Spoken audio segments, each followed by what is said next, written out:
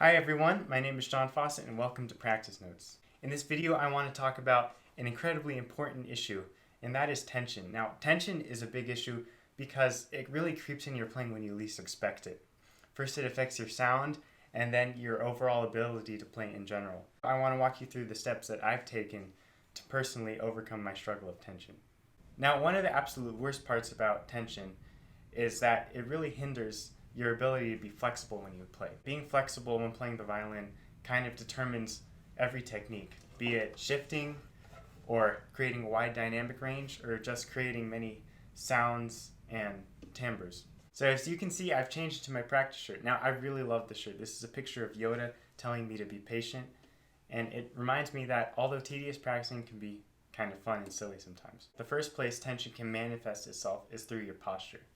Now, a great teacher at the Meadowmount School of Music named Sally Thomas teaches her students to practice with their head in contact with the wall.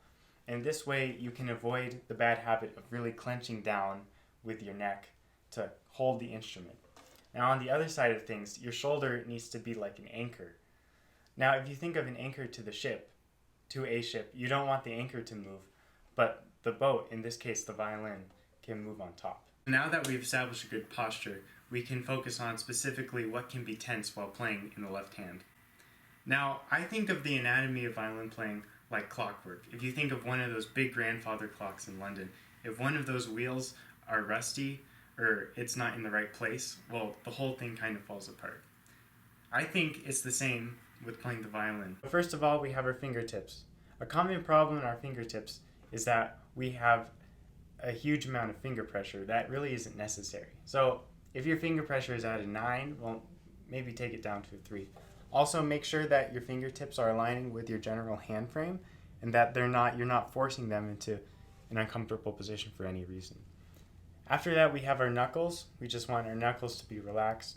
For the third and fourth components, we have our thumb and pinky flexors right here, these two sides, aligning our hand, as well as our general hand frame. Of course, we want to make sure that there's a wide freedom of motion for our hand frame, and that also it's not too tense. Then we have our wrist, and then our forearm, which sometimes people are in a habit of gripping their forearm unnaturally.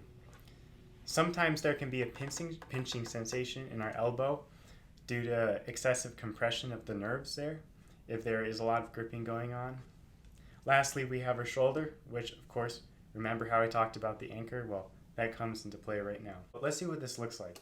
I'm going to do this with a scale in this video, but really you can do it with anything you're working on, any piece of repertoire, and in general it works as a really great warm-up.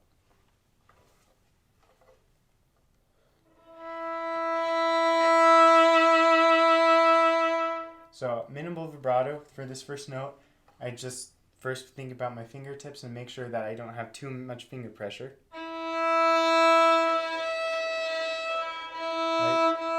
Find a good balance after you've done that. Go down to your knuckles and your hand frame. Make sure that's relaxed. Release any tension there. At this point, I can often feel my flexor muscles starting to fire up, which is a big red flag. So just make sure to release that as well. Down to the wrist and the forearm and the shoulder.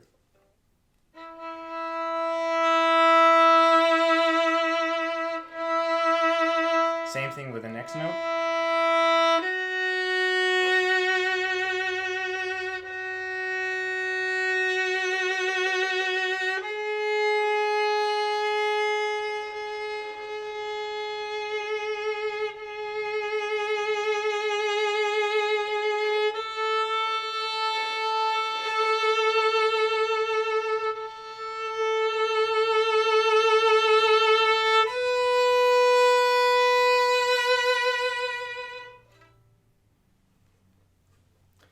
While you're at it, this exercise can also be great for intonation. I know a lot of people like to use drones for pitches, but really dialing into your pitch as you do the slow practice. I just think it's important to remember that the best tool for intonation is your ear. Okay, so I'd recommend doing this about 15 minutes a day. Remember, the goal is to relax as much as possible and just release the tension one by one. And know what the common problems are, once again, that I underlined earlier in the video. I know this can be a tedious process and it can take a long time, but trust me, if you're consistent with it, although results might not show up immediately, it'll make huge changes for your playing, and your relationship with your instrument will improve. I also encourage practicing this way because it's almost also like a form of meditation, and if you get used to this way of thinking, you can start applying it to your everyday life. Alright guys, I really hope you enjoyed this video and you find it helpful. If you did, be sure to check out other practice notes videos that are out there. I know there are many wonderful videos, and if you have some of your own ideas, you can also become a contributor yourself. Alright, that's it for today, and thank you all so much.